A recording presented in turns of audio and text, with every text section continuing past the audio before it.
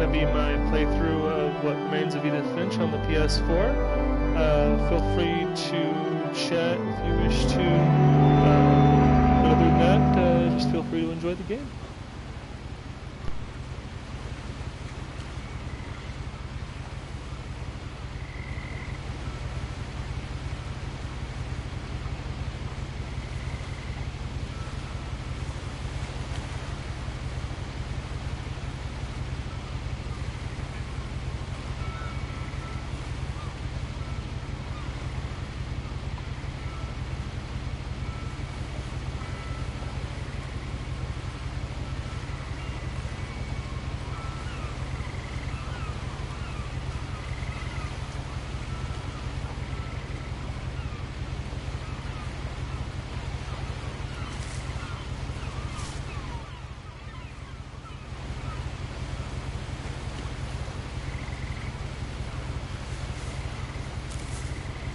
A lot of this isn't going to make sense to you, and I'm sorry about that. I'm just going to start at the beginning, with the house.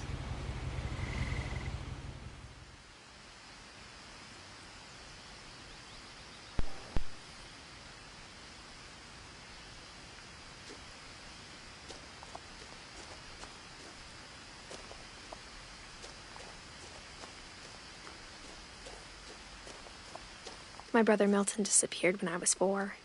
It was like the house just swallowed him up.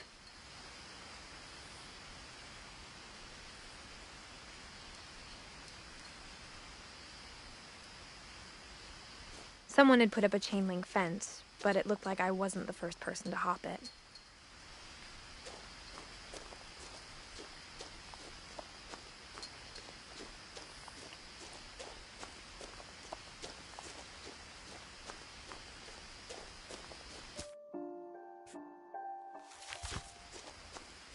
I lived here until I was 11, but I wasn't allowed inside half the rooms.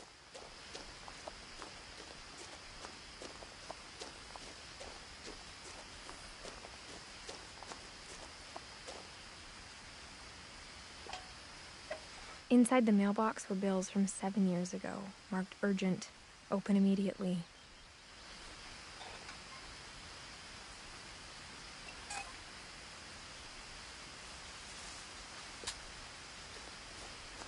I hadn't been back since my brother Lewis's funeral.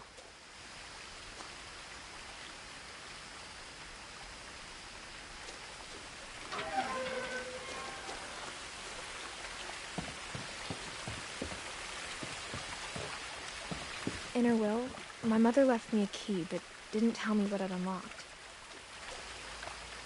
Maybe she thought I'd know, or she thought that the mystery would be enough to bring me back.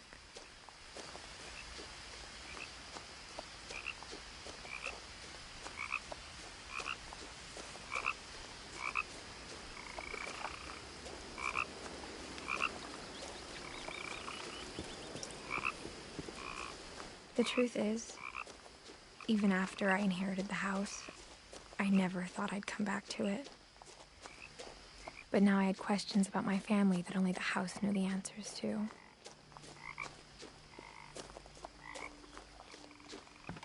The woods around the house have always been uncomfortably silent, as if they're about to say something but never do.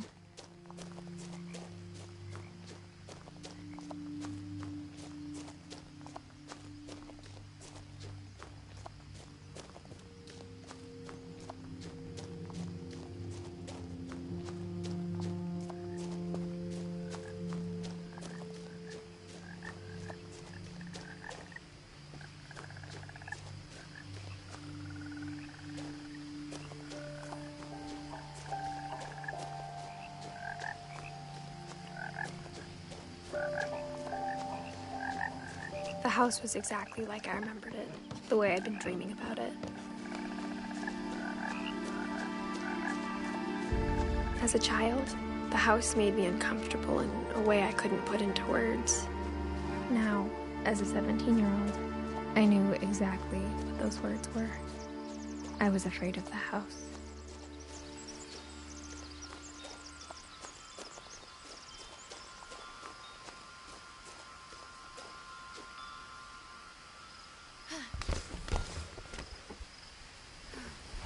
Crawling through the doggy door used to be a lot easier when I was 11.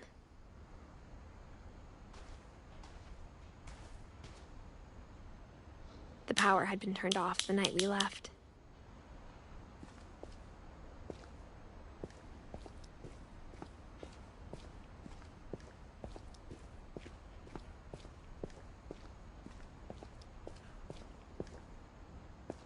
For the first time in years,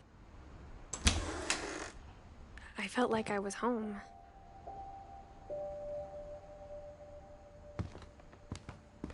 But instead of a family, there were just memories of one.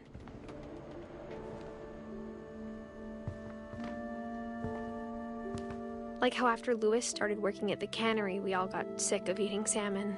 Except our cat, Molly.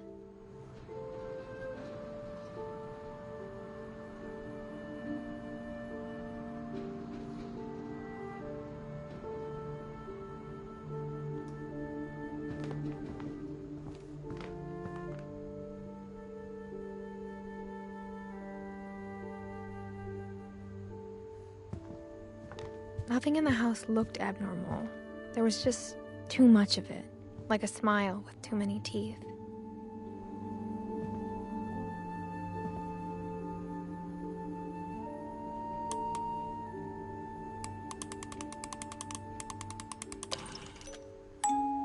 Great-Grandpa Sven built a music box for Barbara, along with the rest of the house.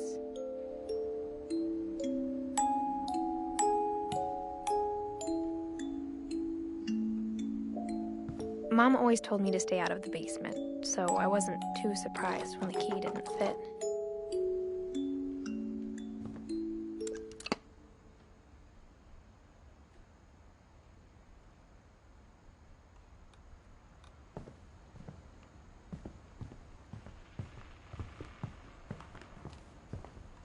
Even the fireplace had a story. Edie told me the bricks came from the original house, after it sank.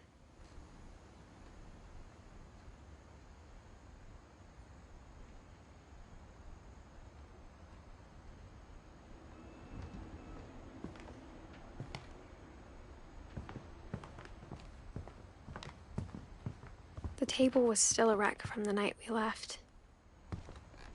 It was like a bomb had gone off, killing everyone but sparing the furniture.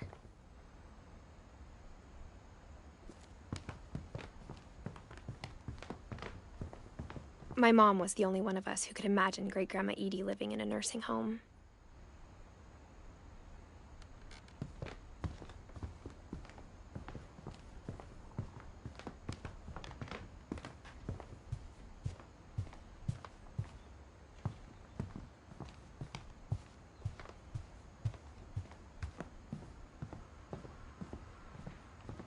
My mom wasn't much of an optimist, but she never stopped believing that my brother Milton was alive.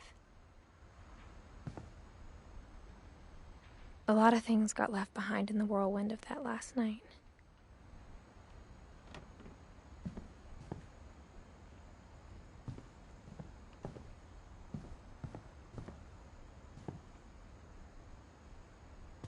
After Milton disappeared, Mom sealed up all the bedrooms. Then Edie retaliated and drilled peepholes.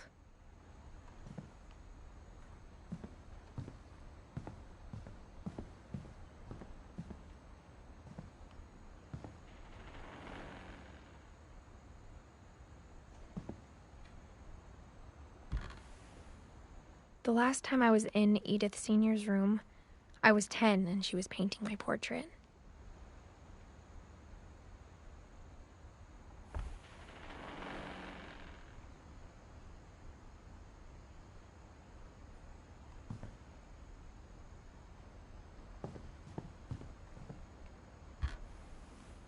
My Grandpa Sam spent 7 years sharing a room with his dead brother, Calvin.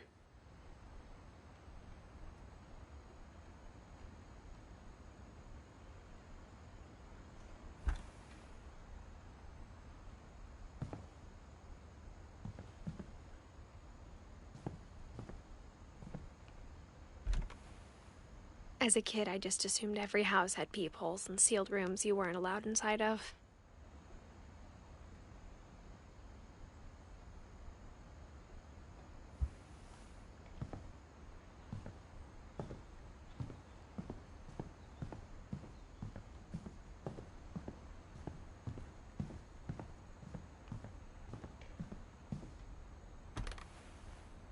Barbara was a child star for 2 years, until America grew out of it.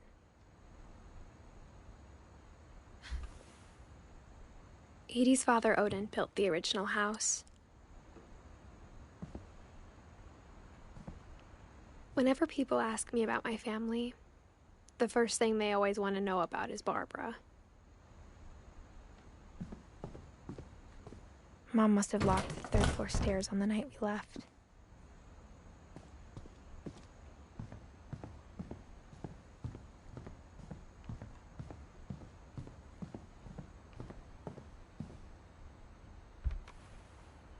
Molly always seemed like a girl I could imagine being friends with, if she hadn't died in 1947.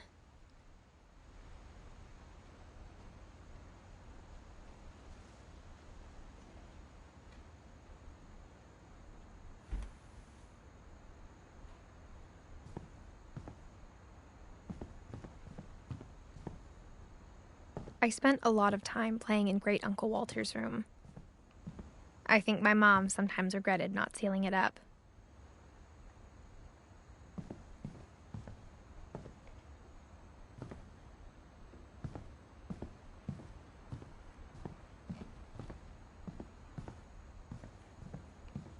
Lewis told me there were secret passages, but I never believed him.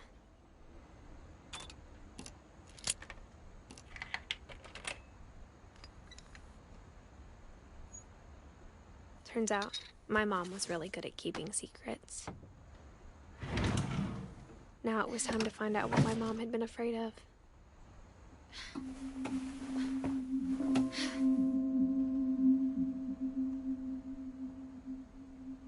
From the paintings on the wall, it was clear my brother Milton had been here before me. Reading this, maybe it sounds like I had a plan, but I had no idea what was behind that door.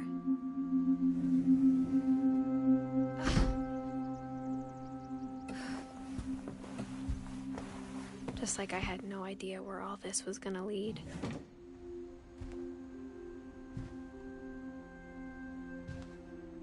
I grew up looking at Molly's room through the peephole. Being inside for the first time, I felt like I'd stepped behind a painting.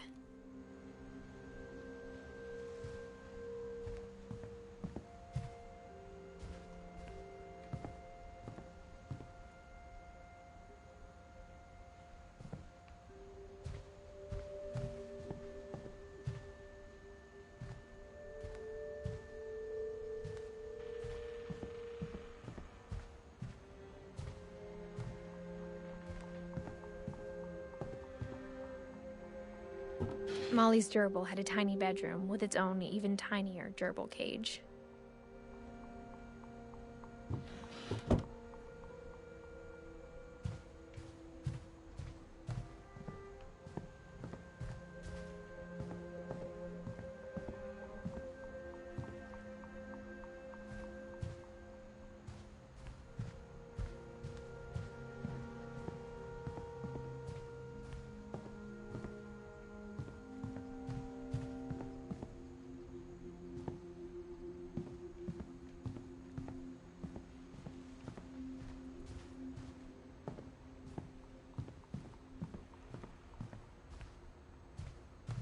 I got the sense Edie had spent a lot of time here, before my mom sealed the doors.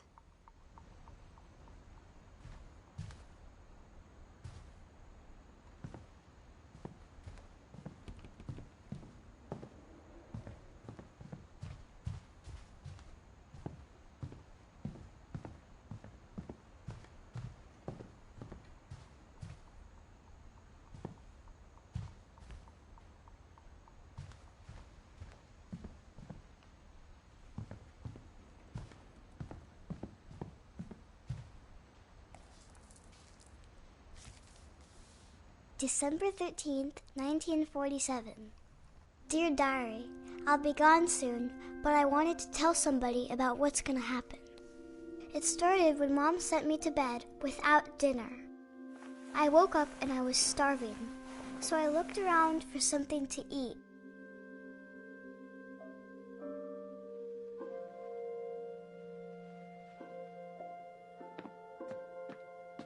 The gerbil food was dry, but I didn't mind it.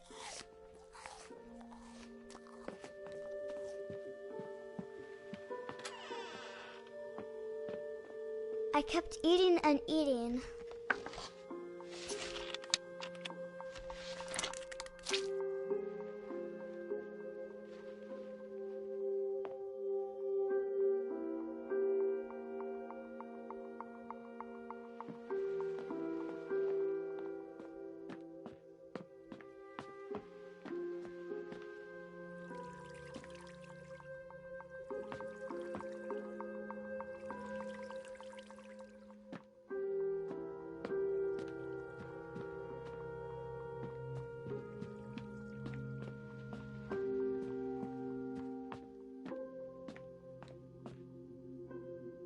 My Halloween candy was all gone.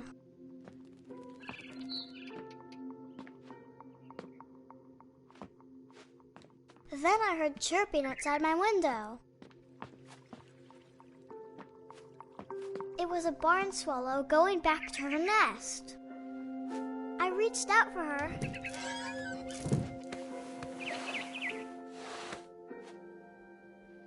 And suddenly, I was a cat.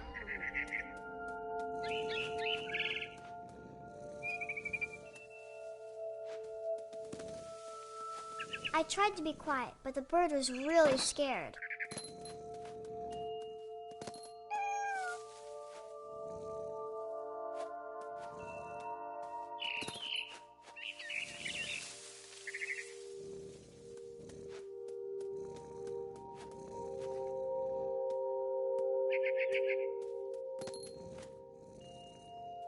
Mom and Dad didn't even look at me.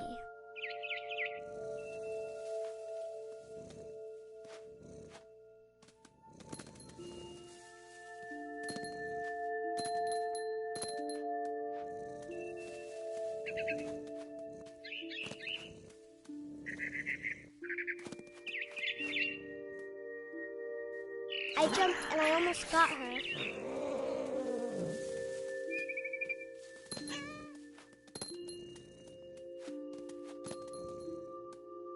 I could tell she was getting really tired. Now I was up in the big tree.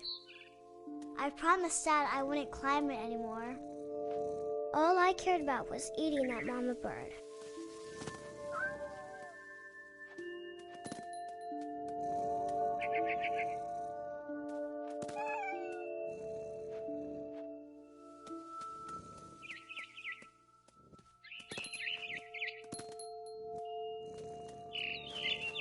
I gobbled her up. And suddenly, I was an owl. First, all I heard was the wind. Then I heard little teeth nibbling in the grass.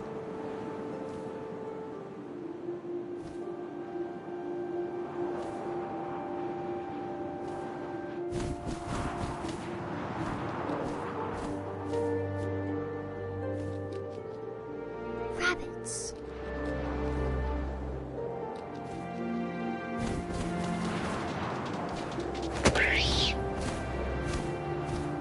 I imagined his face looking up and seeing mine through my talons. I swallowed him up, and I didn't chew one bit. Then I flew off to find something bigger.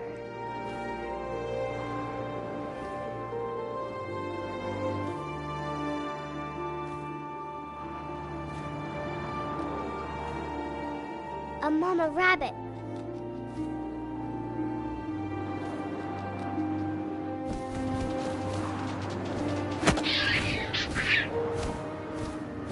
She was almost too big to carry. I started choking, but I couldn't stop eating. And suddenly, I was a shark.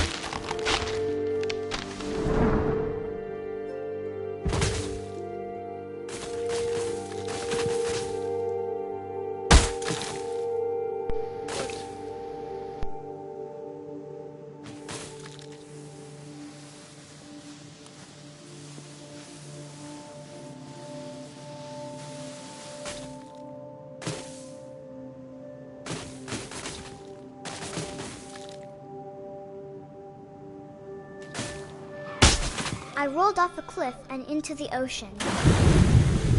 Now, I was hungrier than ever.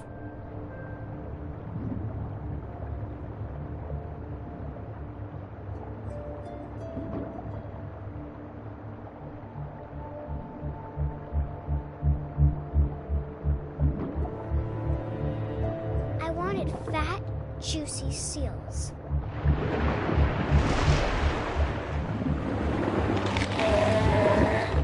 I tore off her flipper, and it tasted really good.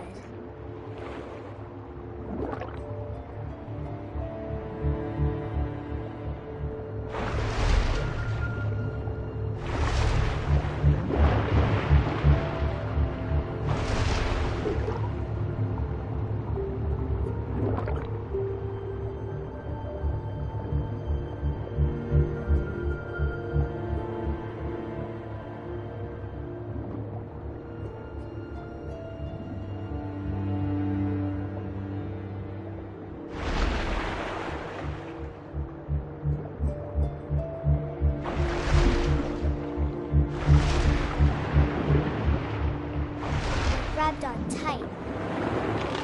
When I was so hungry, I jumped out of the water. When I opened my eyes, everything had changed.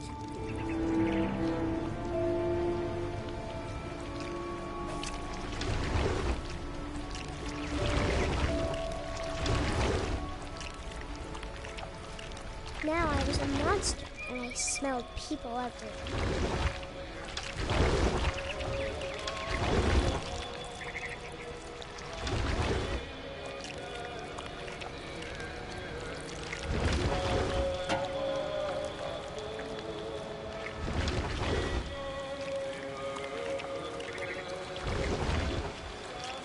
I was big, but I moved real quiet.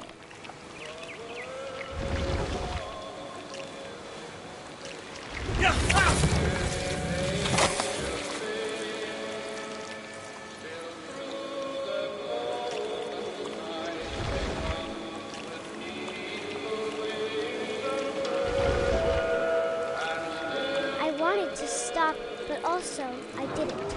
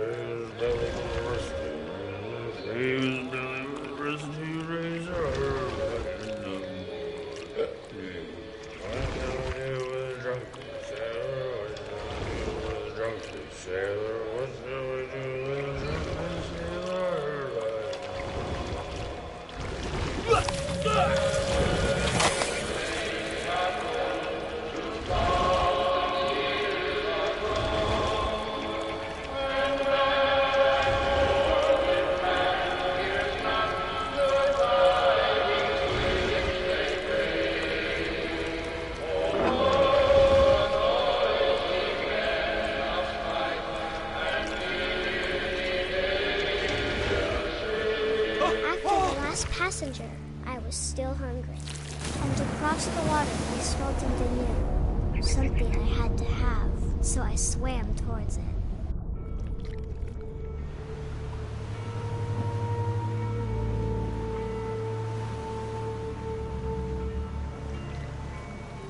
I slithered onto the sand, and the good smell went into an old pipe.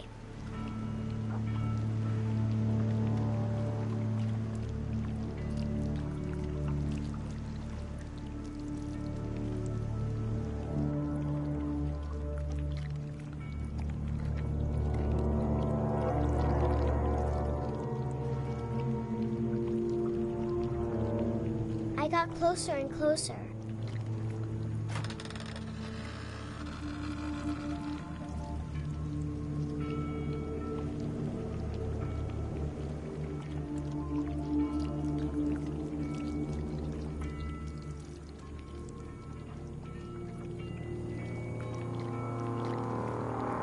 All of my stomach started growling. And suddenly, I was me again. I held my breath for a long time, but I couldn't hear anything. I think it's It's waiting for me to fall asleep. But it's not going to wait much longer. It needs to feed, and we both know I will be delicious.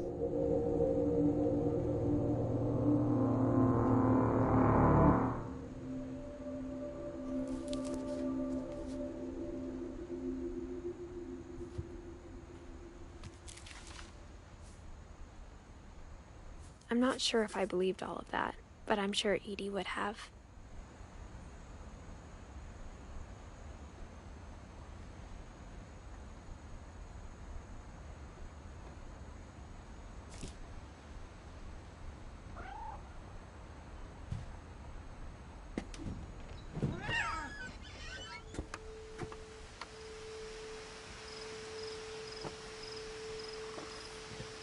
This will be obvious later, but my mom never told me any of these stories. Edie would have, but Mom didn't like bringing up the past. Though, when we adopted a stray kitten, she was the one who named it Molly.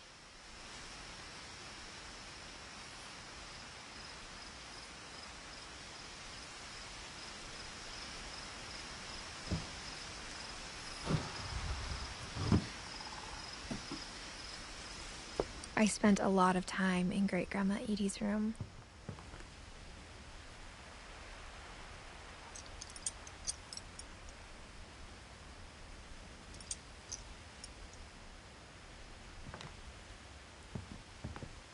We got along, and it was a good place to hide from my mom.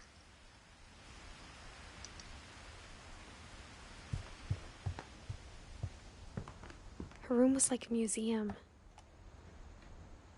For 500 years, the Finches have been famous throughout Norway for their fortune and misfortune.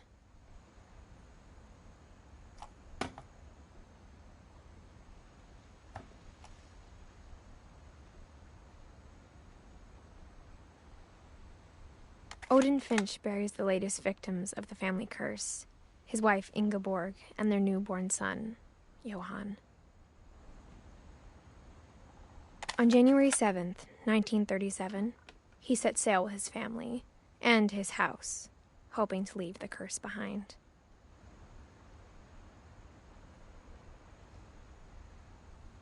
But 40-foot waves off the coast of Washington send the house and Odin to the bottom of the sea. Odin's daughter Edie, with husband Sven and baby Molly, step ashore on their new home, Orcas Island. Odin Finch is the first to be buried in the new family cemetery.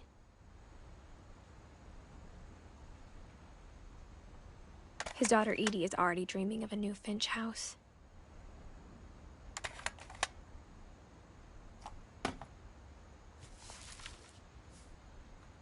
Whatever's wrong with this family, it goes back a long ways.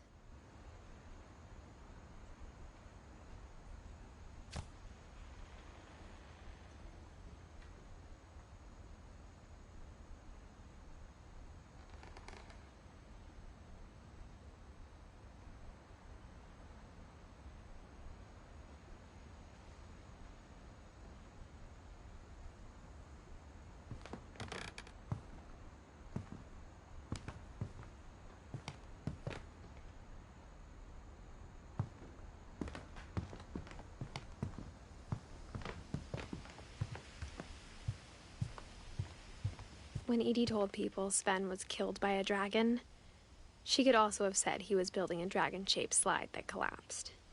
She could have, but she didn't.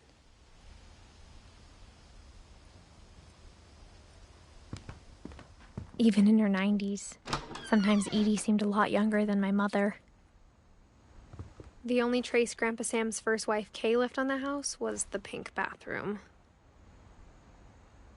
It was a pretty big trace.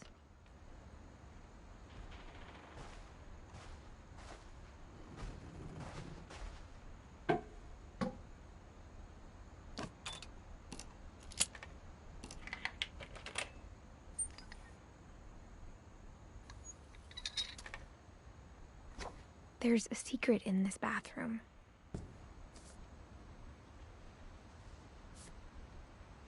It's in the last place you would look. It isn't in the cupboard.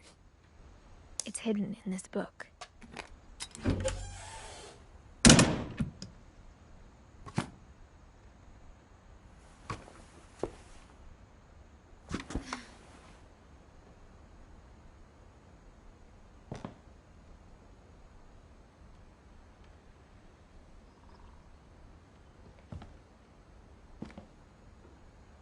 Sven gave Sam an old camera he'd refurbished. He never put it down.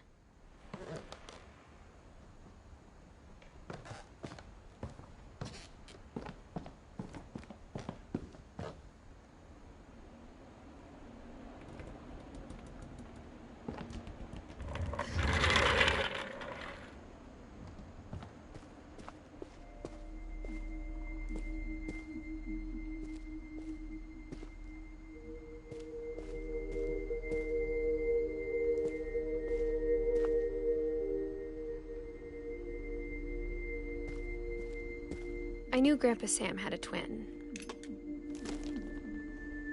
and that he never talked about him.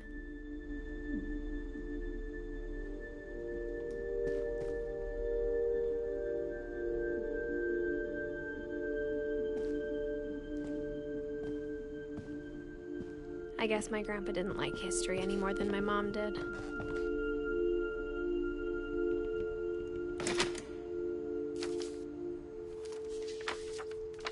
How I Want to Remember My Brother by Sam Finch. The thing I remember is that when he made up his mind, that was it.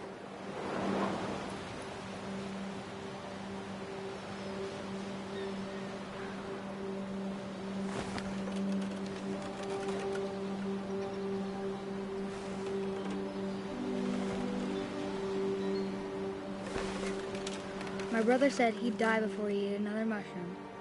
And he did.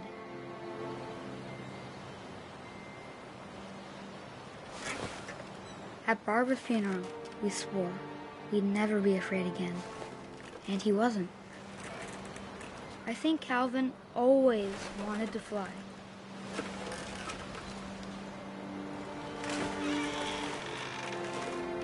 Sam! Calvin! Dinner's ready! Coming! But that day, he finally made up his mind to do it.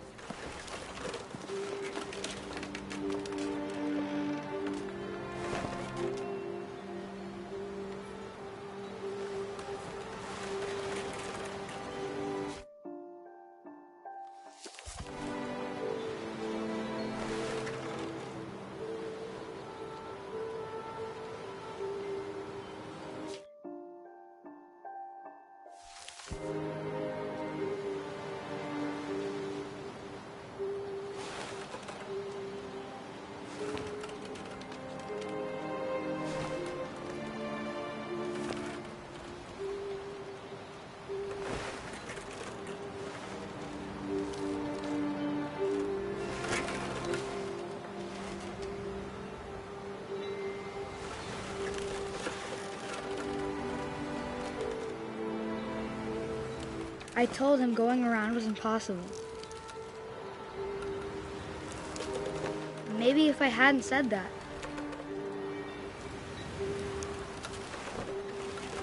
Calvin! I'm not gonna tell you again! Maybe if the wind hadn't picked up.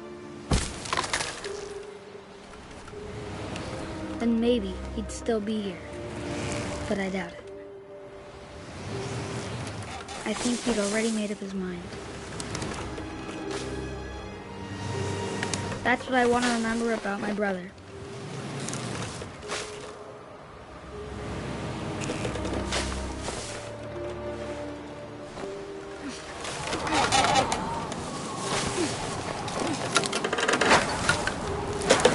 The day he made up his mind to fly.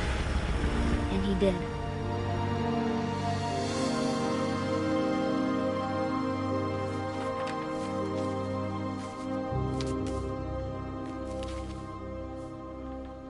Calvin's story felt strangely familiar. When I was younger, I remember trying to do the exact same thing.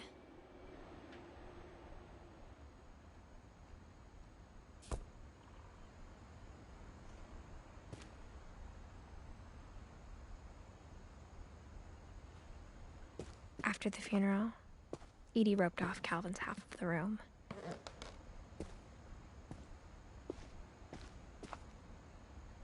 Mom said Grandpa Sam enlisted at 18 and never set foot in the room again.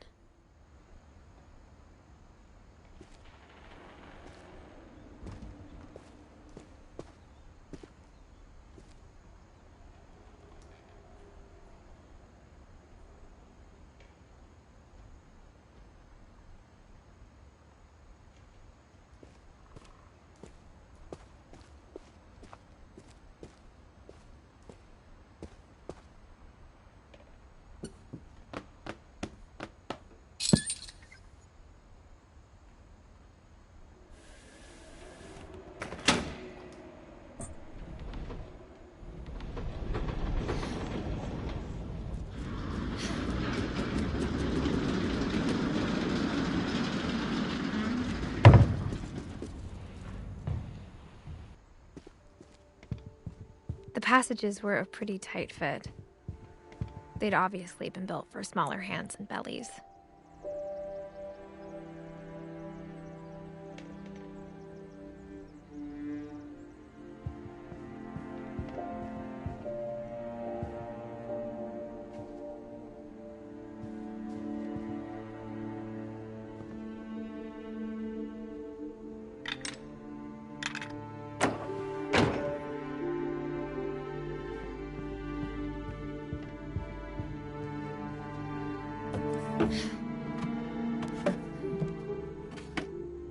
Growing up, I always thought of Barbara as a child star.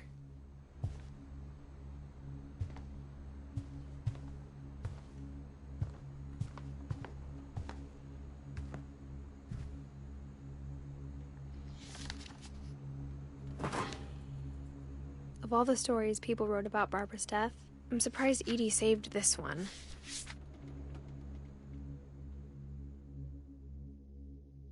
Old Jack here with another ghastly tale inspired by America's most unfortunate family. I'm calling it The Surprise Ending of Barbara Finch. As a child star, Barbara was famous for her scream.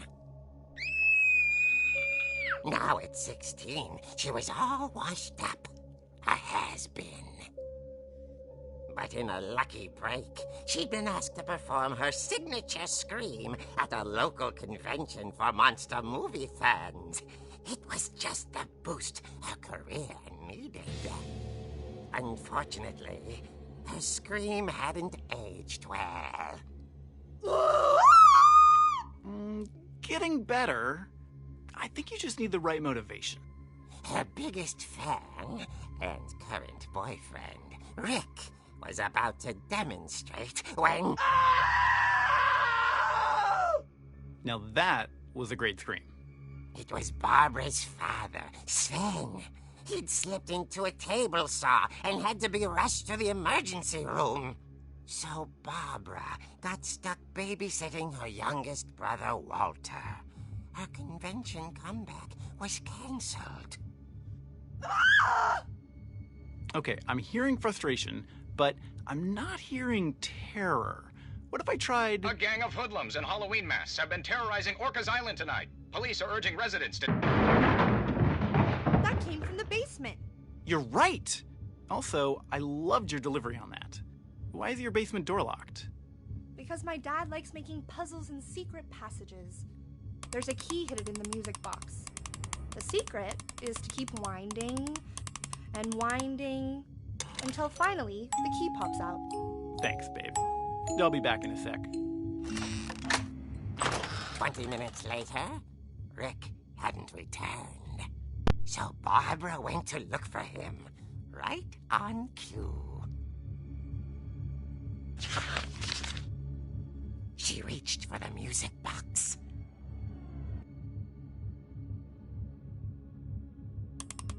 And as she wound the key, she listened for Rick, but the house was silent.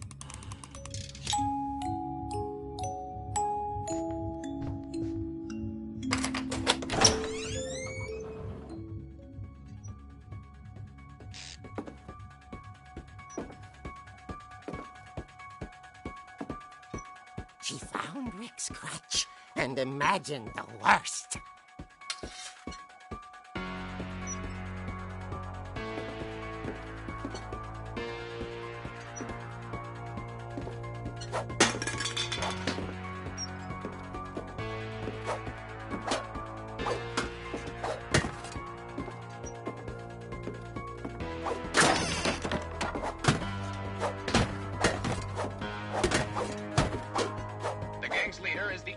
Hookman killer, Dr. Carl Hamill, who impaled and then ate his family 10 years ago tonight.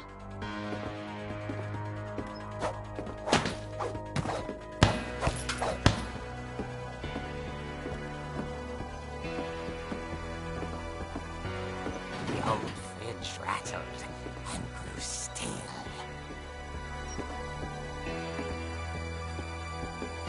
Oh dear!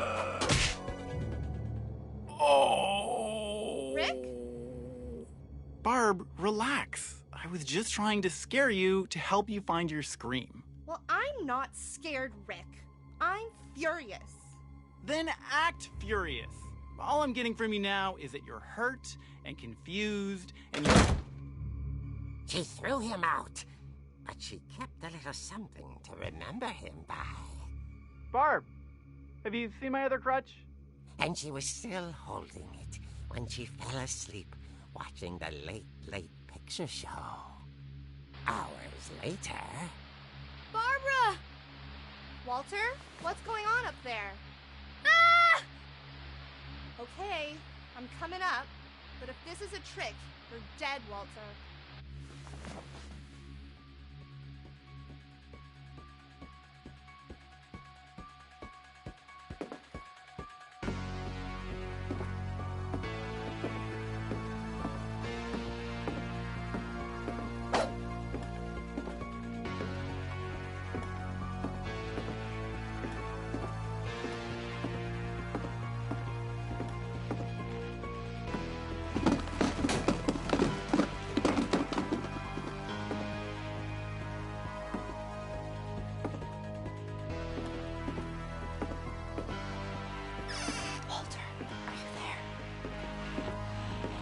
Walter had vanished, but his bedside radio was still on. Orcas Island police describe the man as 6 feet tall, with a steel hook for a hand. Residents are urged to lock all doors and windows and notify the police of any suspicious activity. Barbara turned, saw the hook man, and was speechless. He was quite smashing.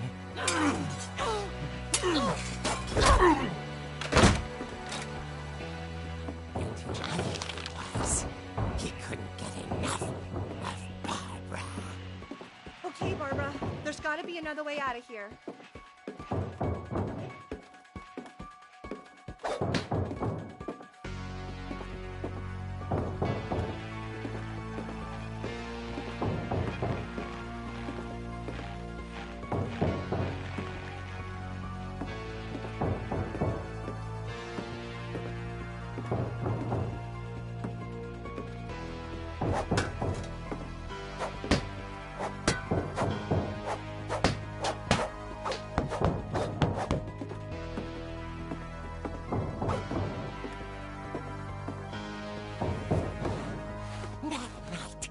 She played her part beautifully.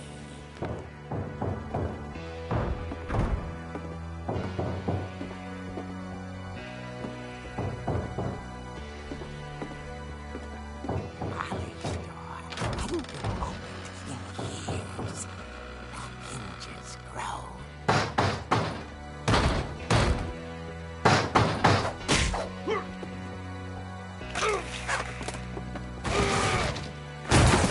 Wasn't moving, but she sensed the story might not be over yet.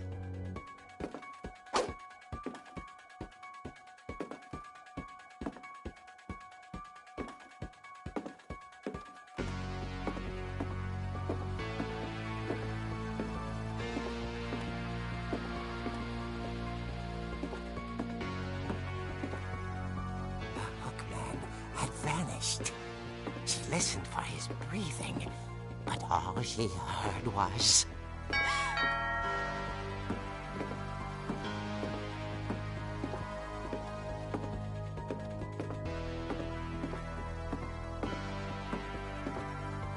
someone at the door was dying to speak to young Barbara.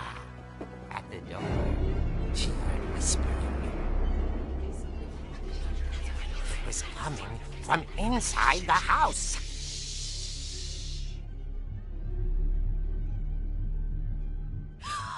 Oh dear. The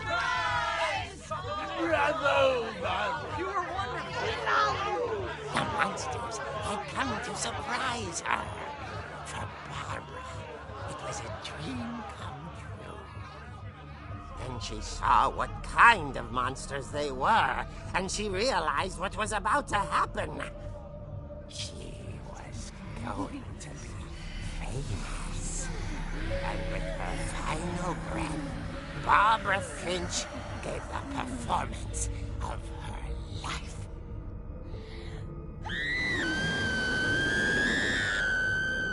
I wasn't there myself, but I hear Barbara was magnificent.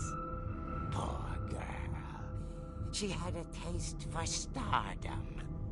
But unfortunately, so did her fans. Of course, the police blamed it all on poor Rick, who disappeared the same night. And little Walter?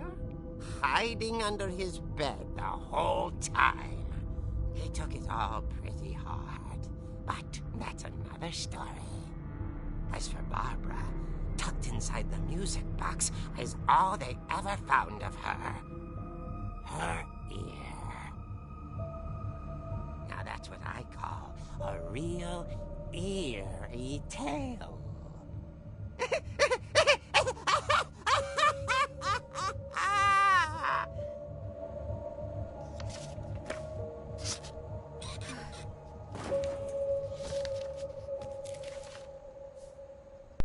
Edie told me all Barbara wanted was to be remembered, as absurd as that comic was. Maybe what Edie saw was a happy ending.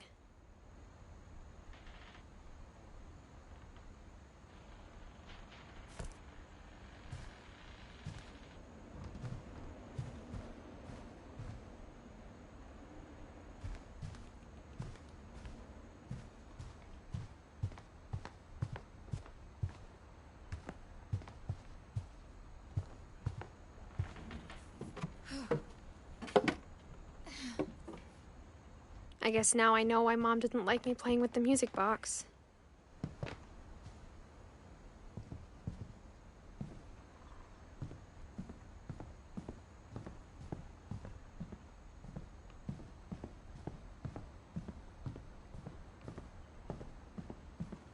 It's funny. All those times I played with the music box and never found the basement key.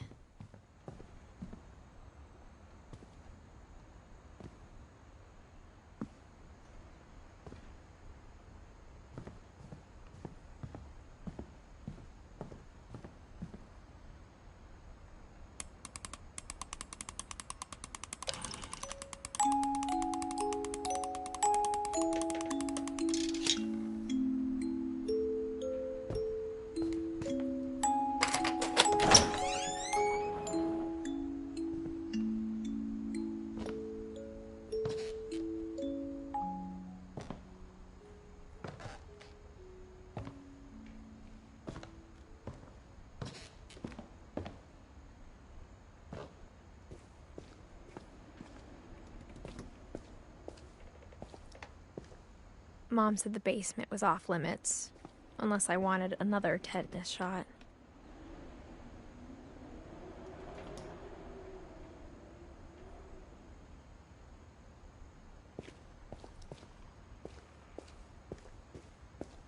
I saw Edie sneak down to the basement once, carrying packages.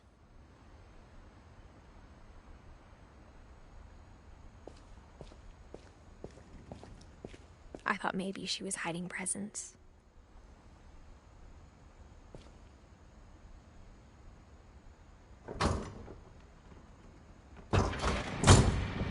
turned out she was hiding a lot more than that.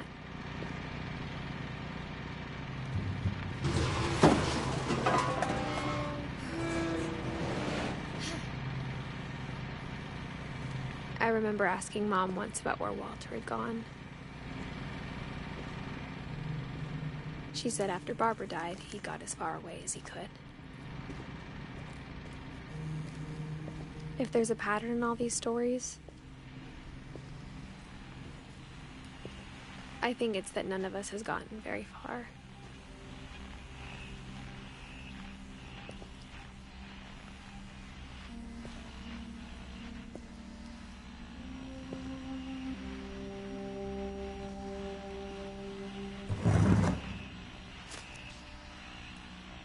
Goodbye, everyone. I can't believe I've been down here for 30 years. On that first day, after the shaking started, I didn't think I'd survive a week.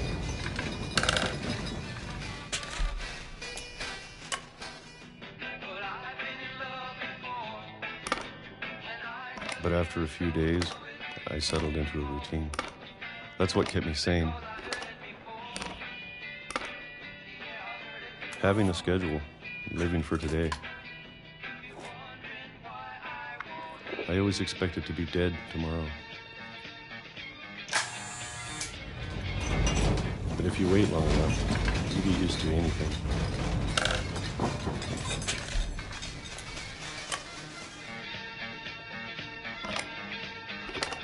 Even a monster on the other side of a door starts to feel normal. Almost friendly.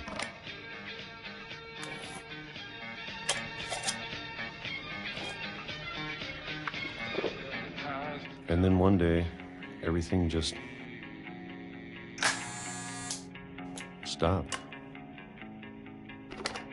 Whatever that thing was, it was gone. Maybe it got tired of waiting. Or maybe I just got tired of being afraid.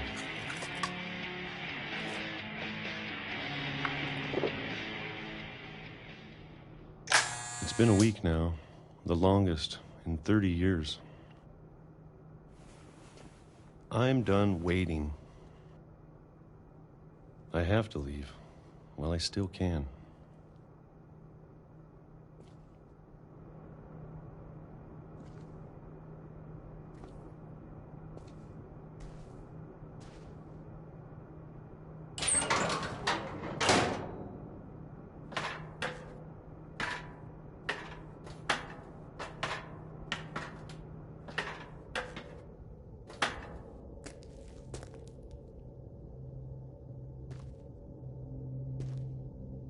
I know it's out there, somewhere. Whatever killed Barbara and Molly and Calvin.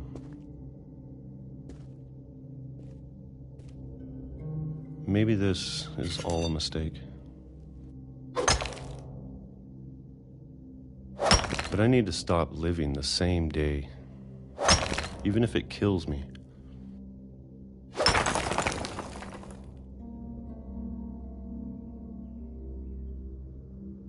Whatever's out there, I want you to know I'm ready for it. I'm going to appreciate all of it, especially the food. I don't mind if I only have a year left. Or a month. Or a single week. I'd be happy with one new day. I can already imagine the sun on my face.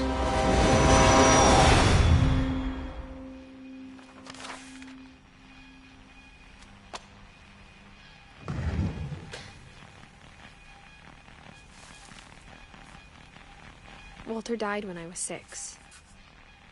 I can't believe my mom never told me he was down here.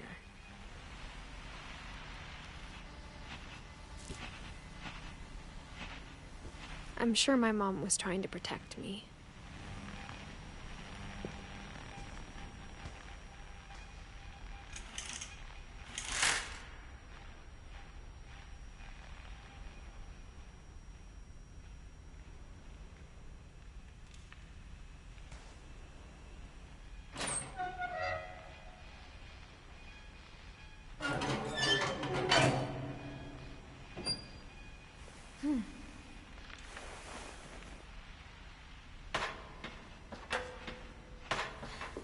Maybe she was afraid I'd end up like Walter. But if she never told me about an uncle under the house, I can only imagine what else she was hiding. I don't want to make the same mistakes she made.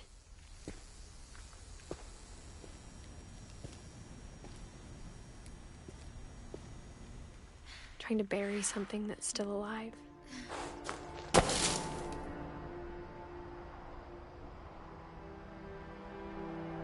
Now that there's only one of us left, or maybe two, I thought it was time I heard the stories for myself and found out what happened to everyone else. But now I'm worried the stories themselves might be the problem. Maybe we believed so much in a family curse, we made it real.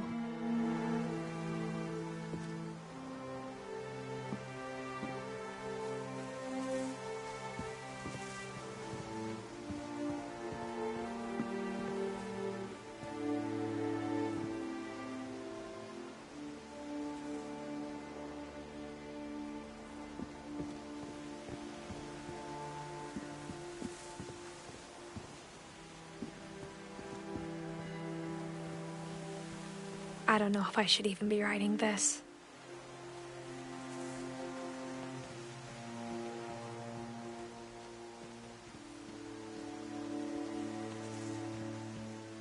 Maybe it'd be better if all this just died with me.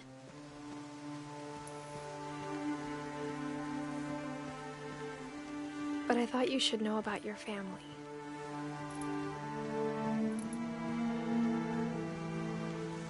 And the history you're a part of.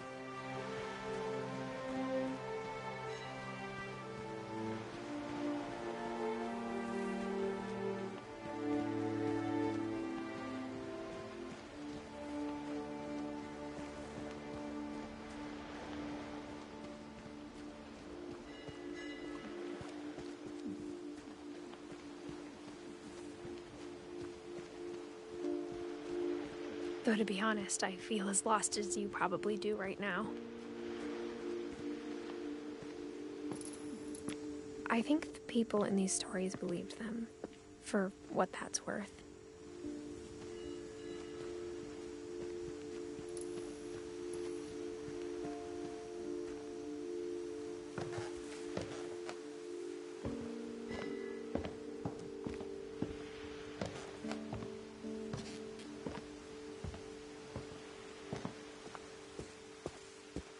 You look at the house, that history of imagination and stubbornness and madness, any of it seems possible.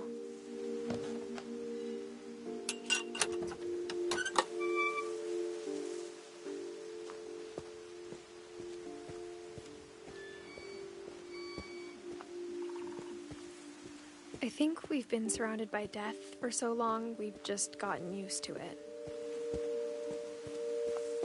What kind of family finishes building a cemetery before starting the house?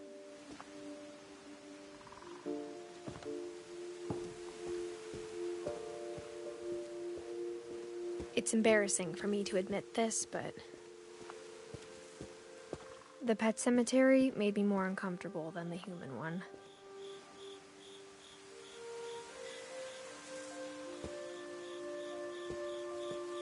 Three of the gerbils are mine, and 2 had been my fault.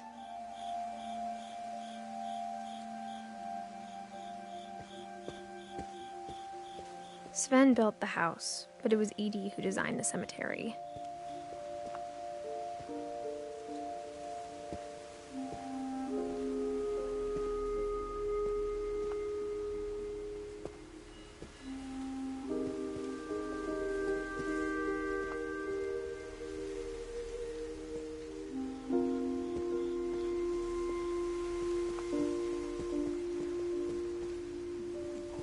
I'm sure Odin's monument had been Edie's idea.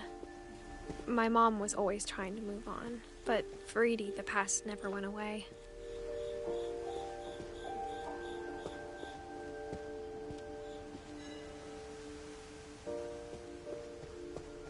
She could see it poking out of the water at low tide.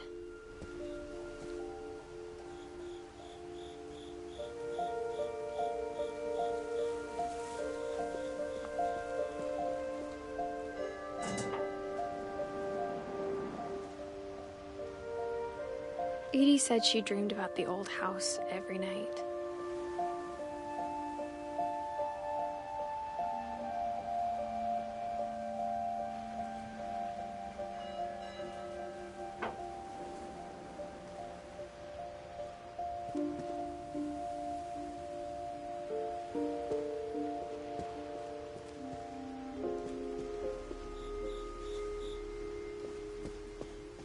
Edie's side was always easier for me to understand. But the older I get, the more I can see where my mom was coming from. Her dad had been pretty strict, but it wasn't enough to save her brothers. She was just trying to do better.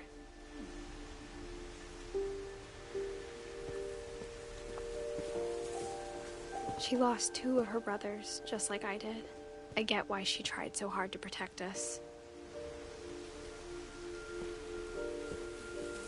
We never found Milton's body, so my mom insisted we were putting up a monument, not a tombstone.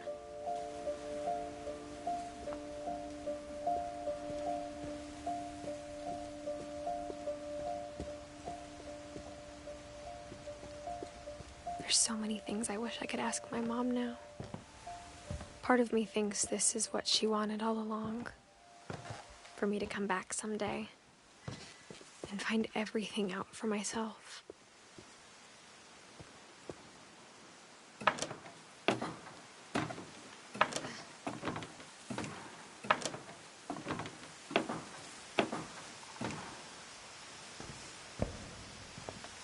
But looking back on it now,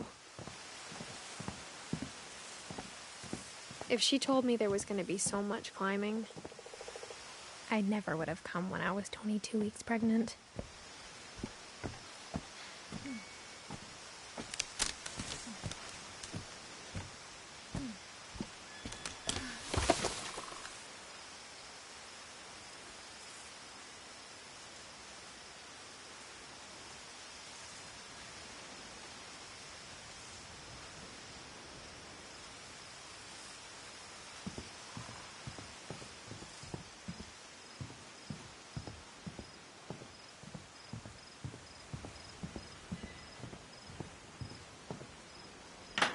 I never met Grandpa Sam, but I think he and my mom had a lot in common.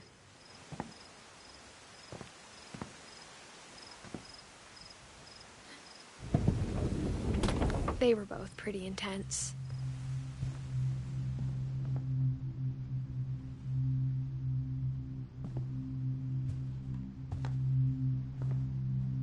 Sam spent his life shooting photos, but Mom said he got nervous being in front of the camera. I guess we're all afraid of something.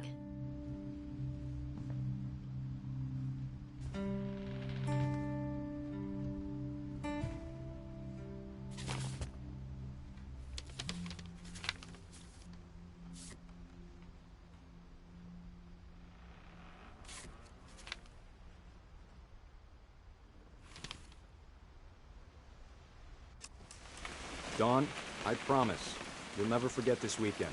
Yes, sir. These memories are gonna last a lifetime. Am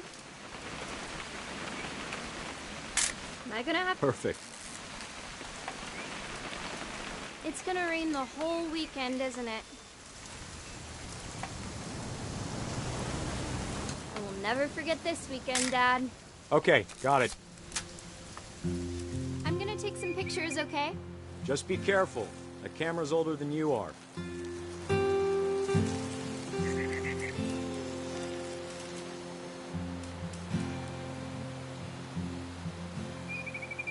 You're right, Dad. It's starting to clear up. Still freezing, though.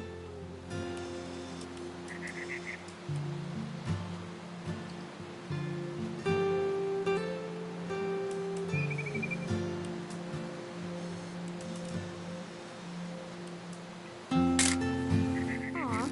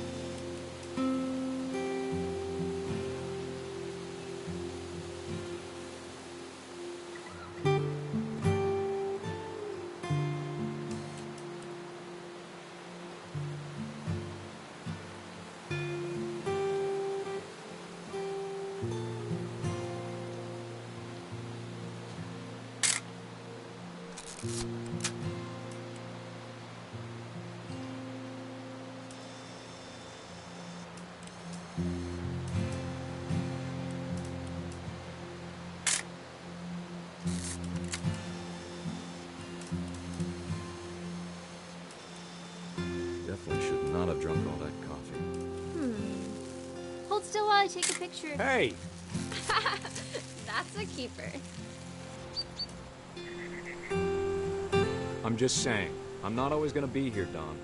You'll need to remember this stuff, if you want to survive. I'll be fine, Dad. You know who else thought he was gonna be fine? Some guy who died. Don, I'm being serious. I know, Dad. You're always serious. Doesn't being out here make you want to chill out? Well, to tell you the truth, I haven't been out here in 20 years.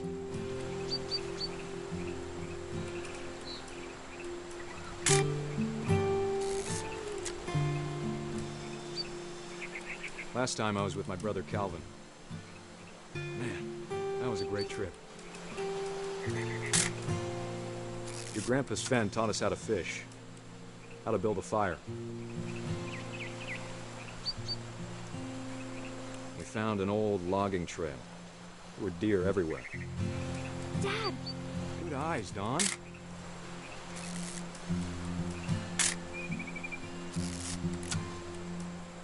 Before you take the shot, let me get a picture of you. Dad, I... Let me get behind you. Do I have to do this? Don, you don't have to do anything. But if you want to survive, you'll need to be strong.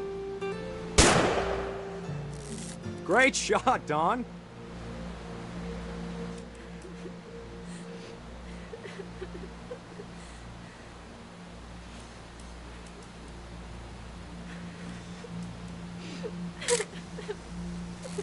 I'm proud of you, Don.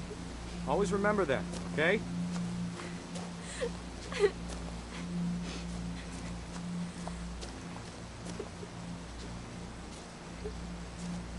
Sorry, Don. Just gotta reset the timer.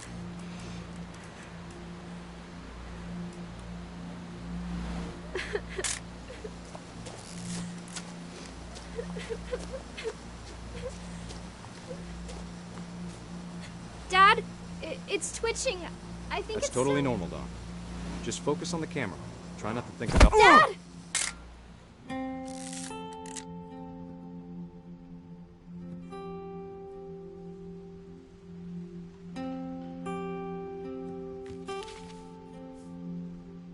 Of all these stories, that's the one I wish most that my mom had told me.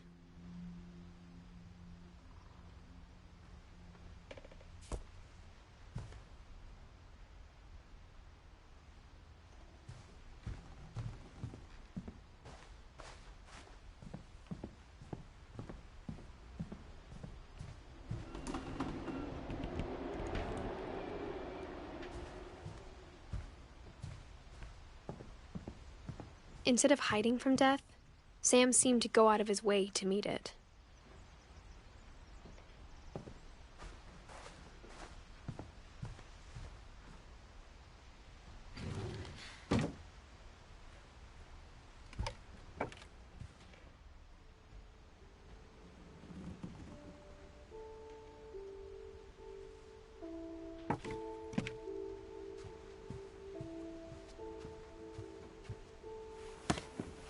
After Sam died, my mom and Edie got really close. They'd both lost a lot.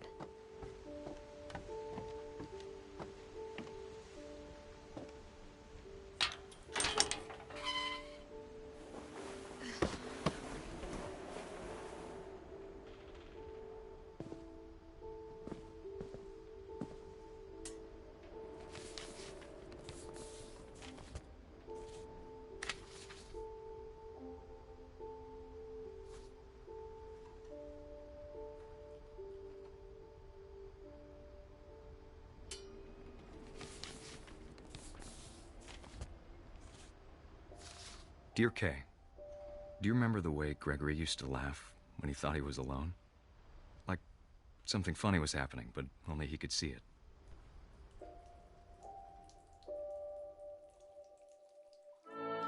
think he saw things the rest of us don't.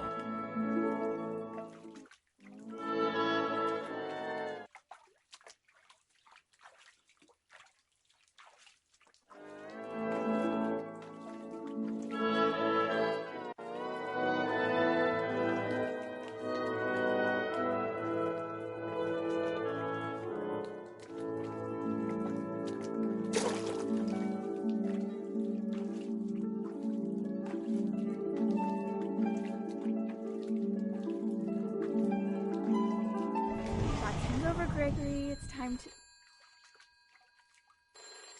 Hold on, sweetie.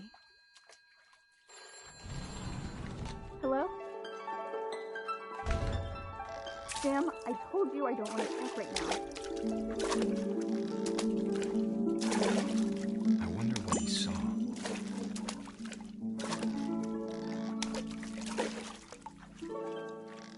What his world was like.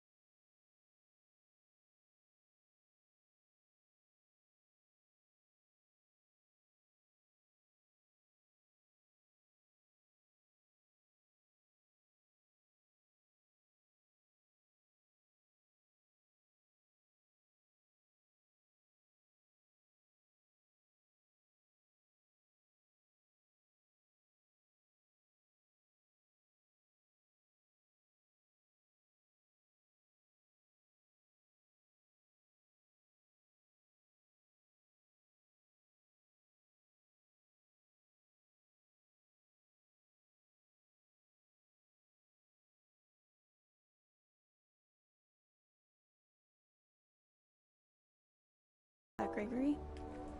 I know you did everything you could. Maybe if I hadn't called that night. Damn it. Hold on, I don't want Gregory to hear this.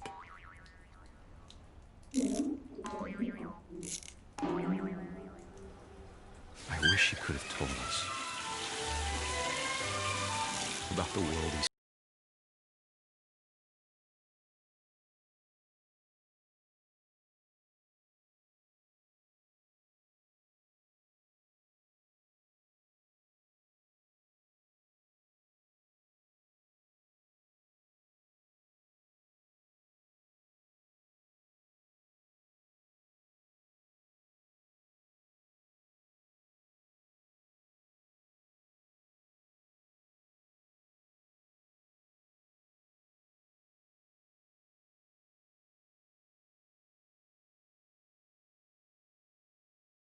He's happy. And he'd want you to be happy too. Good luck, Kay.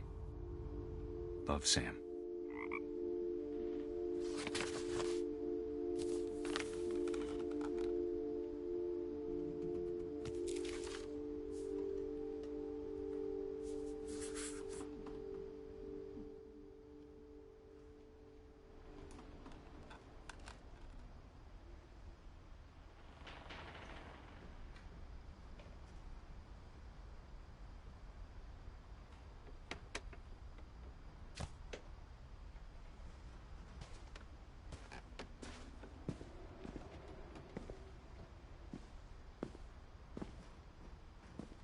I can't imagine my mom ever writing poetry, and yet...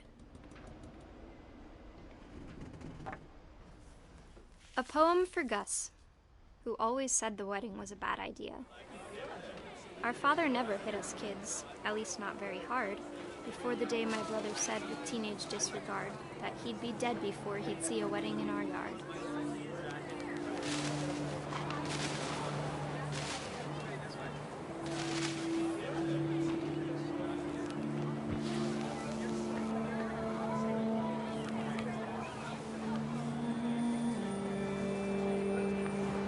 My father made him come, of course, but Gus stood far apart, just flew his kite and bottled up the storm inside his heart.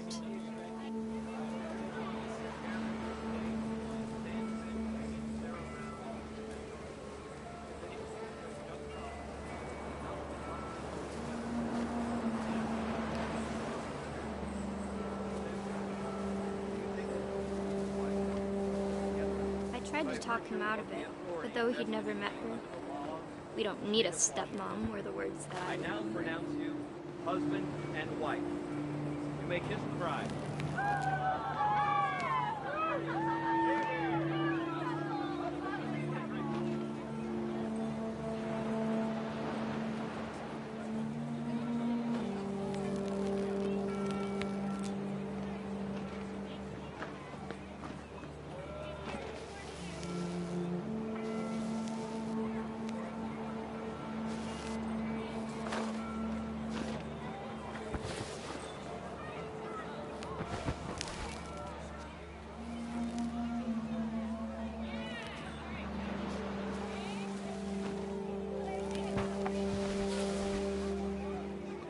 When the time for photos came, Dad ordered him to come here.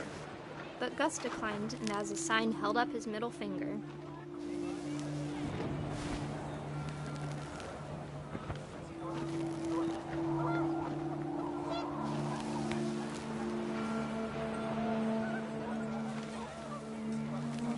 The wind picked up, and panicked geese appeared and quickly went. But all the humans did that day was go inside the tent.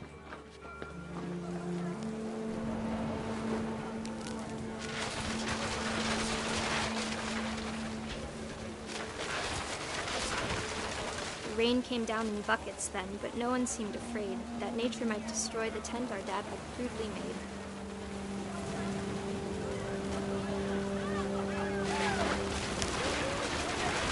The thunder sounded much too close and full of angry power. But all my father said to this was, "Make the music louder."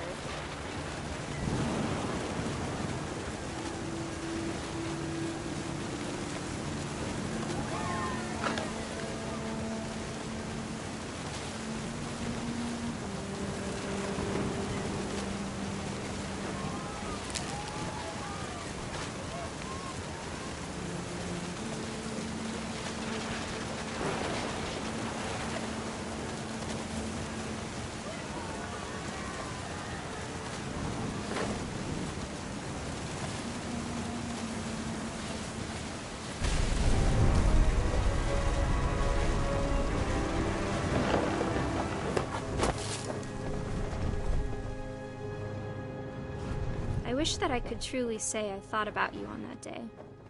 Out there on the beach alone, just you, the wind, the sea, and foam. But I didn't, until we found you.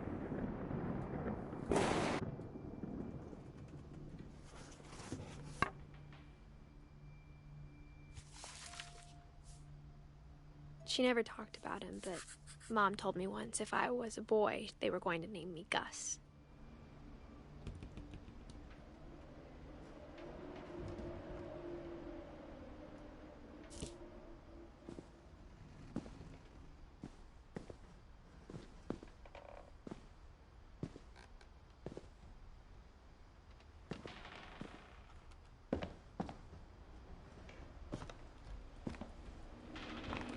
My mom moved up to the loft after her brothers died.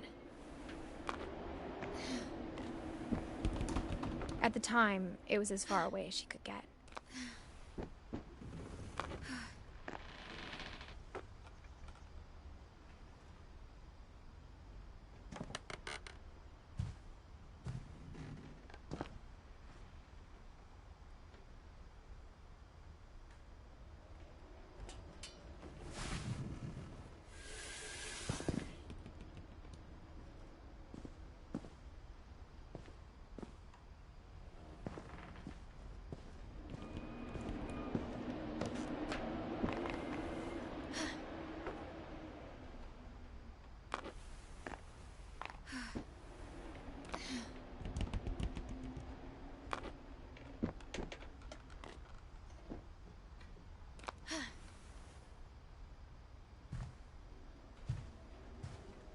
She spent a summer building houses in Calcutta, where she met my dad, Sanjay.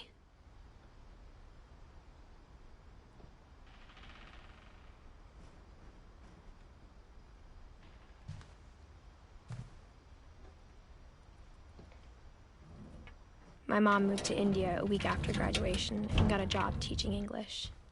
Louis was born a year later.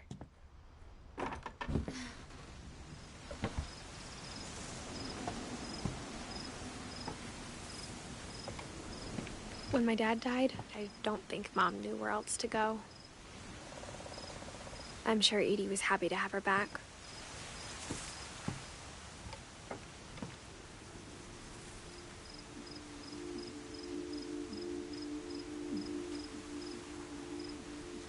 And to see kids in the house again.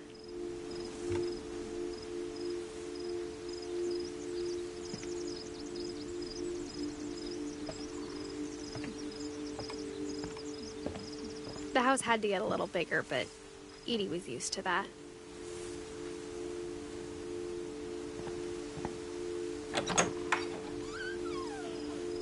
And for a while, things were good.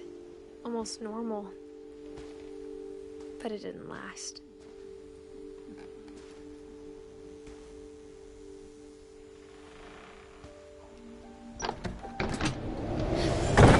The beginning of the end was Milton's 10th birthday, when Edie gave him a castle.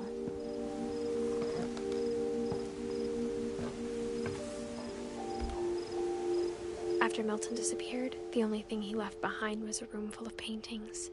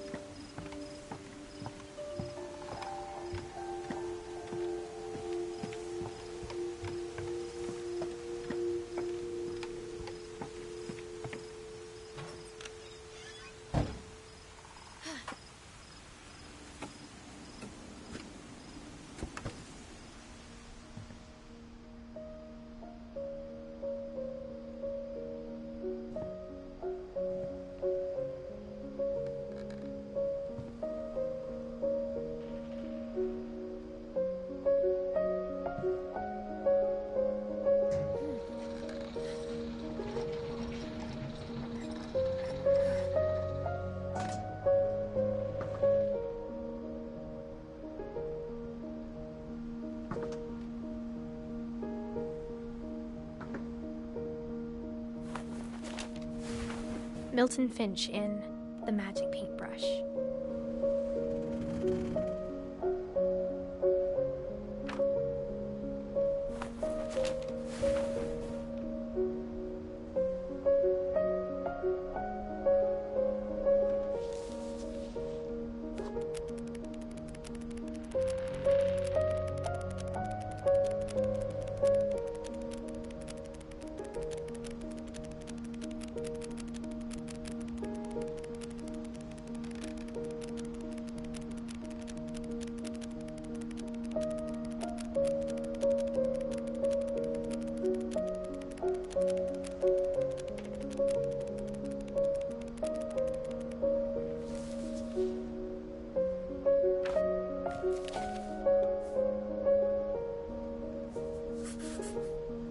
I was 4 when Milton disappeared.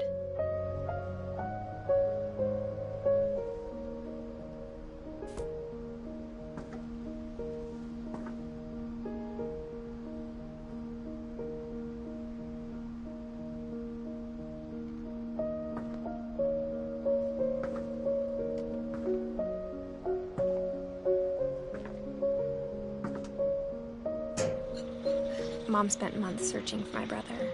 Then she sealed the doors.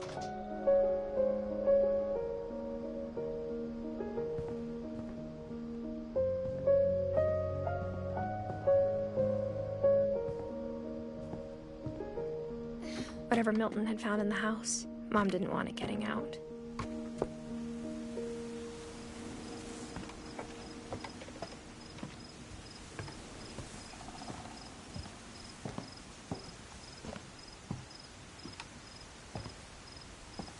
Mom definitely blamed Edie, but I think Louis blamed himself.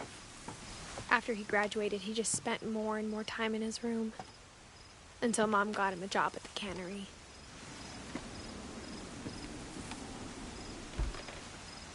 Everyone always told me to stay out of Louis's room. Except Louis.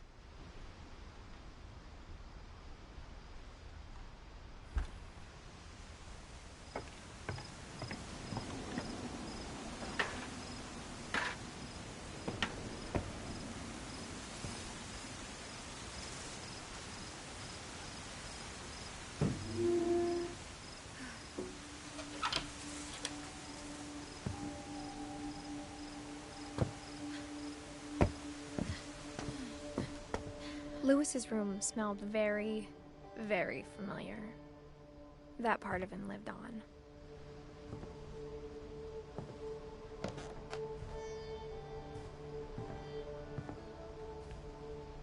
Louis and I spent a lot of time playing games together, but he was surprisingly bad at them. He died a lot.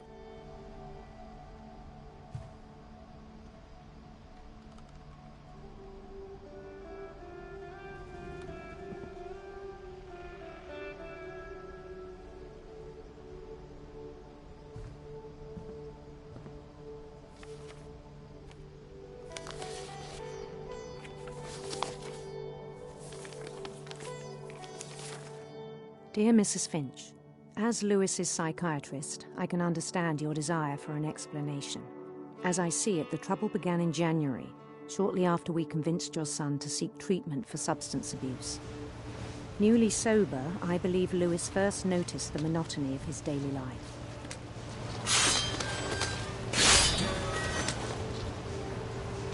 He kept working at the cannery. But he withdrew part of himself.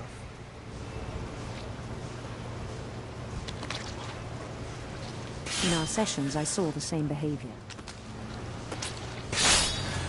His mind began to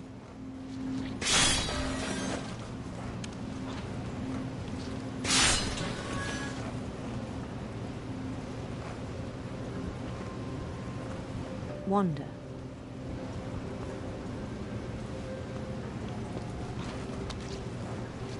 I asked him to describe it. He said he started small, imagining a labyrinth.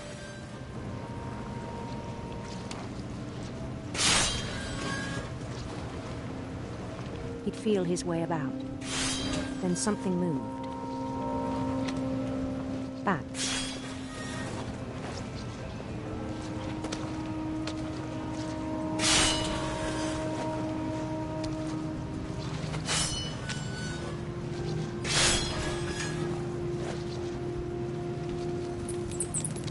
And toads.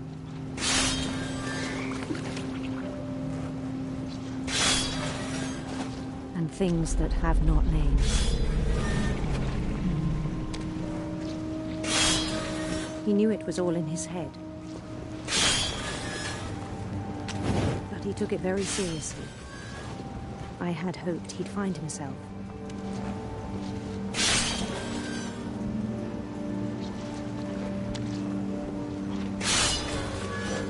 But he found something more. I worried about him then. Daydreaming at the cannery. I spoke with his boss. But he said Louis had become a model employee. Methodical, tireless, focused.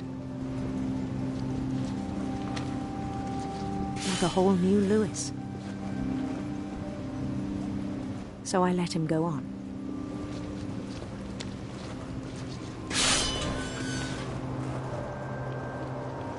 I even encouraged him. It seemed very promising at first. He told me he'd made a new friend.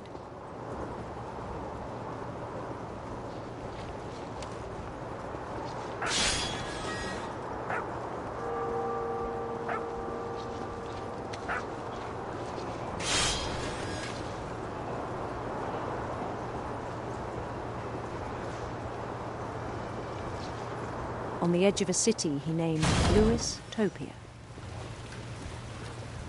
He built the city up slowly, brick by brick.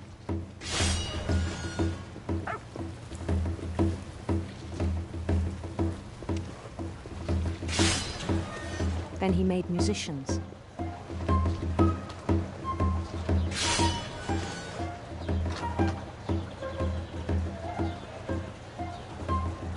And songs for them to play. He talked about starting a band.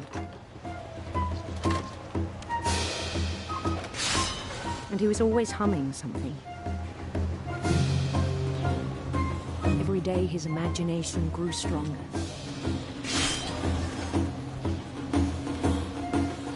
He no longer spoke at the cannery. But his chopping was as reliable as ever. Then one day it struck him that all the cheering crowds, even the stones under his feet,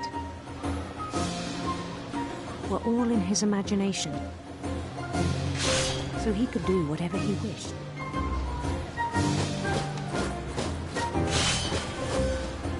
He held an election for mayor, and he won.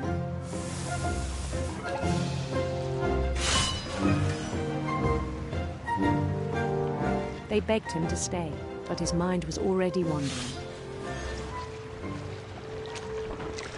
It became a game for him.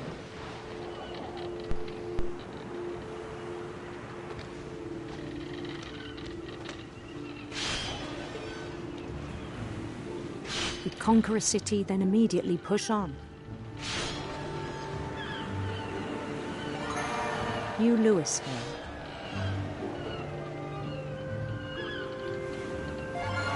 St. Louis. He started drifting away from our reality.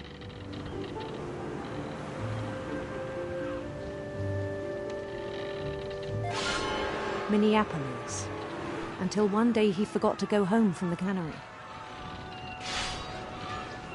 Even as his mother pleaded with him, part of Louis kept sailing on.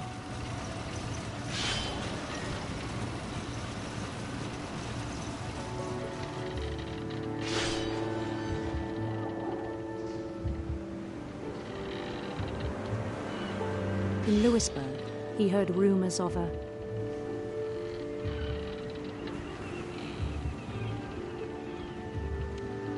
handsome queen.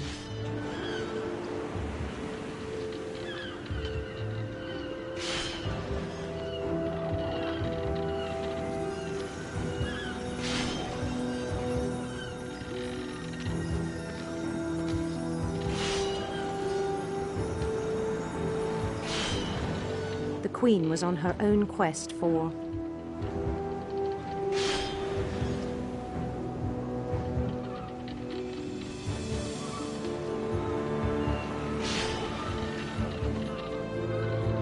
radiant rainbows.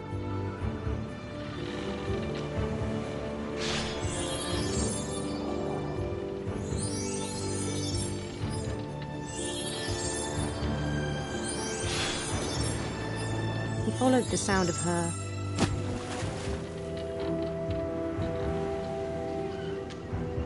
electric sitar.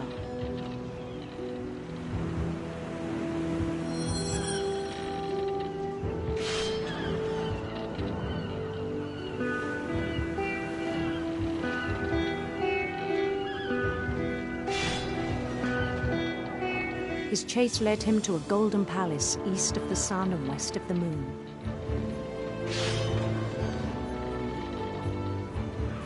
Even then, his logic remained sound. He knew the world was all in his imagination.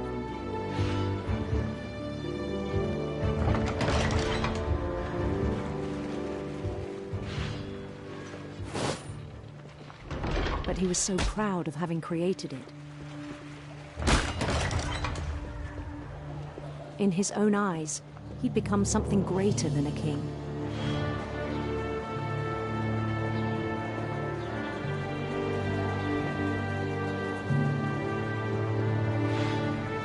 someone who'd never known success in the real world, I think it was overwhelming. And then it struck him that the real Lewis was not the one chopping salmon, but the one climbing the steps of a golden palace.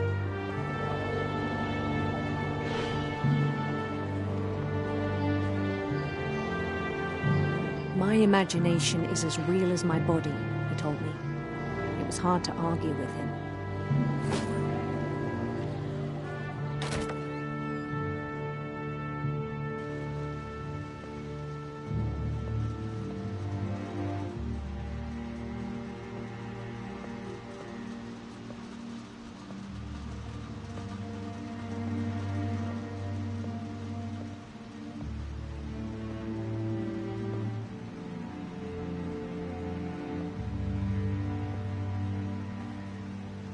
Began to forget the world we know.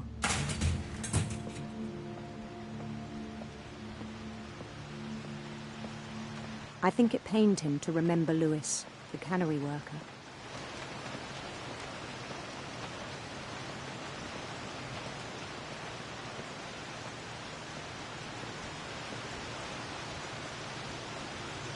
He began to despise the man with a royal contempt.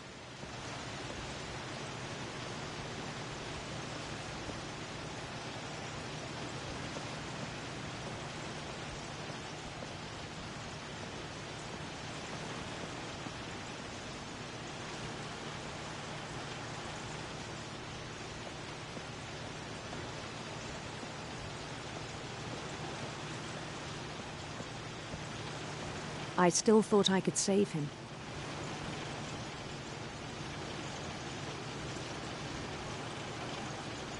Even after he said he was being crowned king over all the lands of wonder.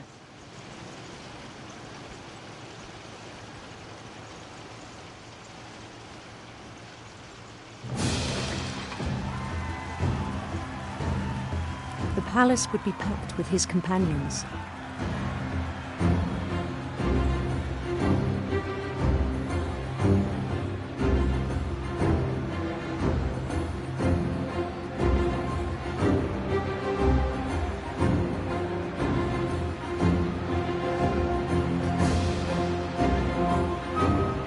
Including the wise Calico who had insisted on inviting them.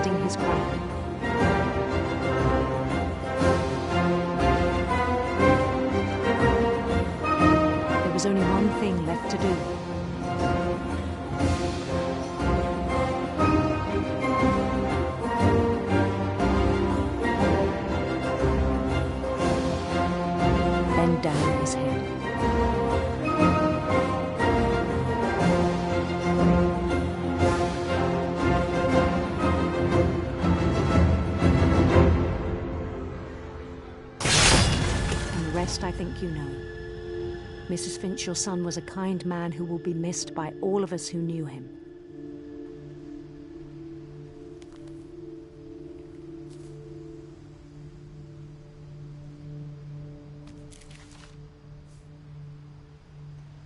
My brother was really cool. I wish you could have met him.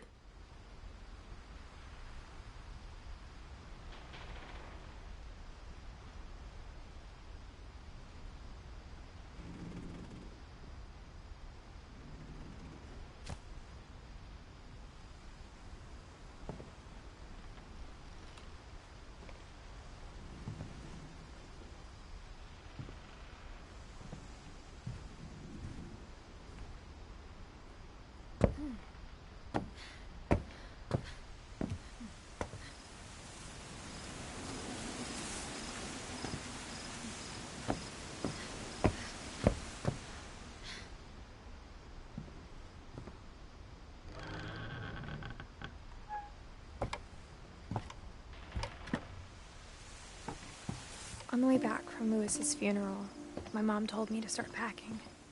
She waited until the day before we left to tell Edie. I'm not sure if she wanted to make it easier or harder.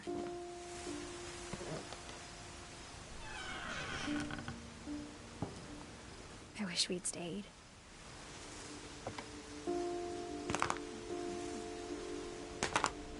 But I understand why we left.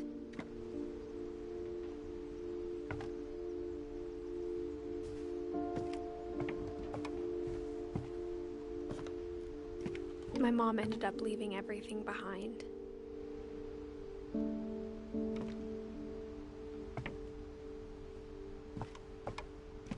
What happened that night had been coming for a long time. Maybe it should have come sooner.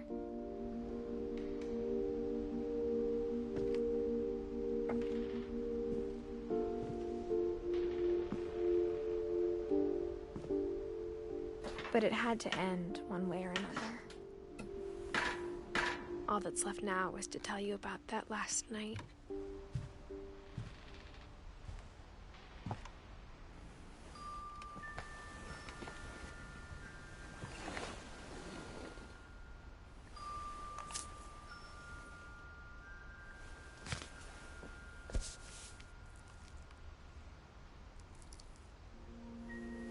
That whole last day, Edie just watched us pack and didn't say a word.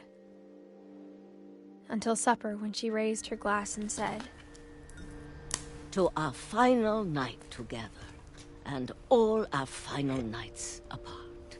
Grandma, you know what I said about alcohol. Some of your medications are very Edith, specific. I left a present for you in the hallway. Why don't you go open it? The grown-ups have to argue now. I'm sorry, you're right. We're all leaving tomorrow. Let's just enjoy our last... I'm not leaving.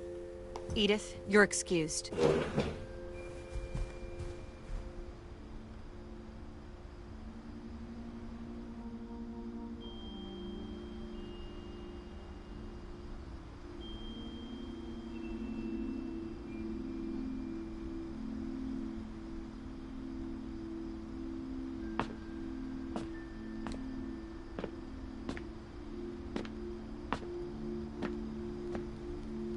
The power had been shut off that morning, but Edie always had plenty of candles.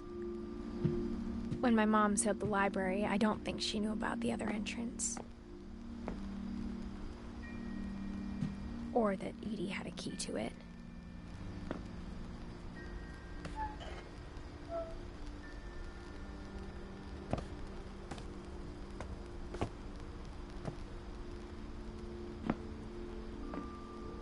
The thing you're afraid of isn't going to end when you leave the house. Edith has a right to know these stories. My children are dead because of your stories. I think it's best if Edith and I leave tonight. We'll have the nursing home send a van for you in the morning, okay?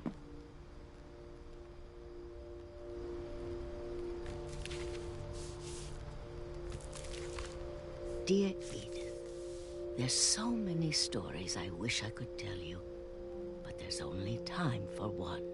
This is about what happened on the night you were born. That night, the tide went way, way out.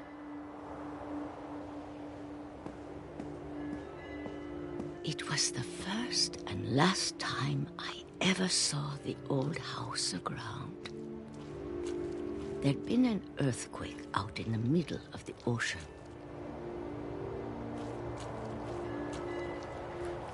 They called it the lowest tide in 1,000 years. God, it smelled awful.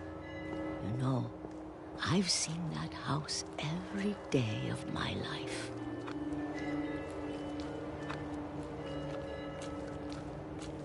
But I never thought I'd go back to it. When the fog rolled in, I lost my way.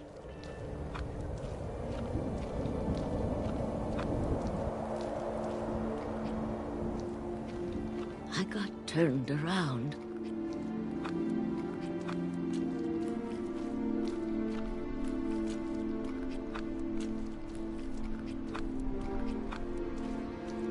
For a while, I wandered.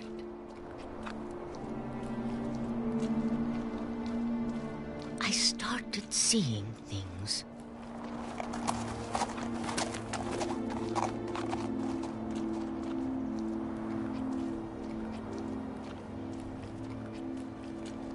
Things I'd forgotten had ever existed.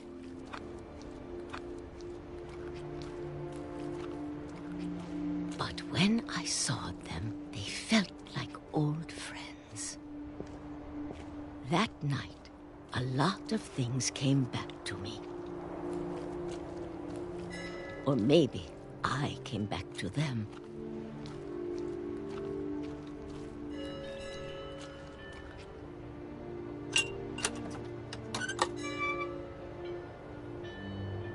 Things I can't explain, but that I need you to try and... Edith, what are you doing in here?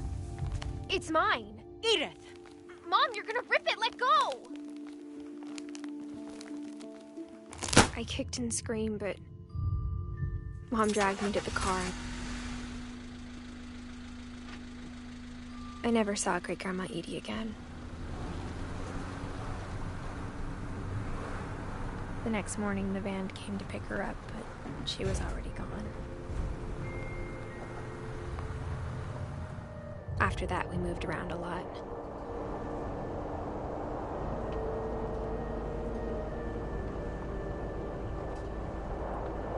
We both tried to make the best of it.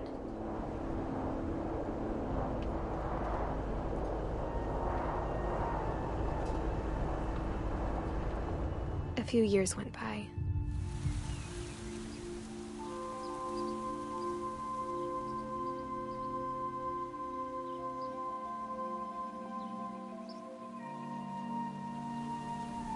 My mom didn't like to talk about it. But she started getting sick a lot. The rest happened pretty quickly.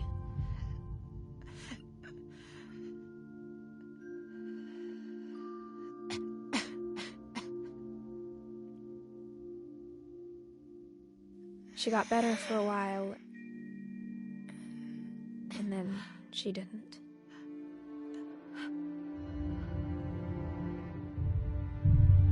And then I was alone.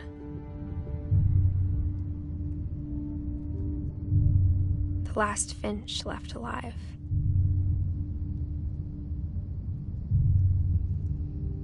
Until I found out about you.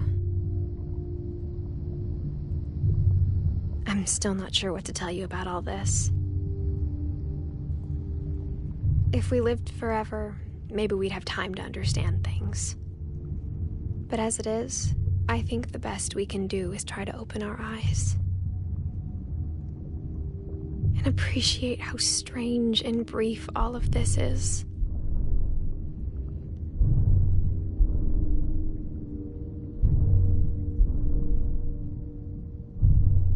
This journal was supposed to be for you.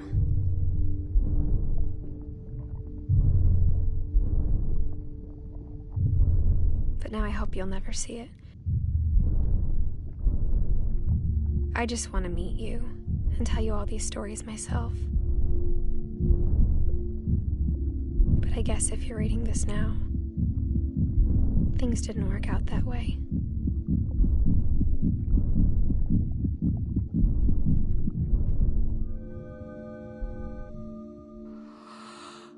This is where your story begins. I'm sorry I won't be there to see it. It's a lot to ask, but I don't want you to be sad that I'm gone. I want you to be amazed that any of us ever had a chance to be here at all. Good luck.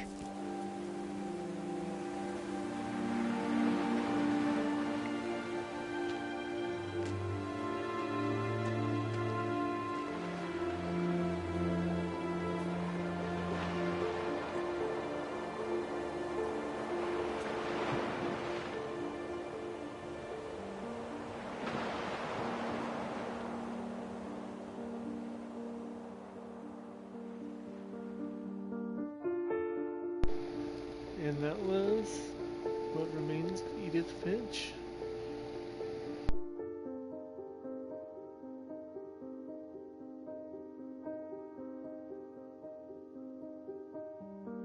Thanks for coming along for that ride. Go ahead and follow me on Twitch, Twitter, Facebook, and I'll keep you updated for any other games. Till then, stay safe, guys.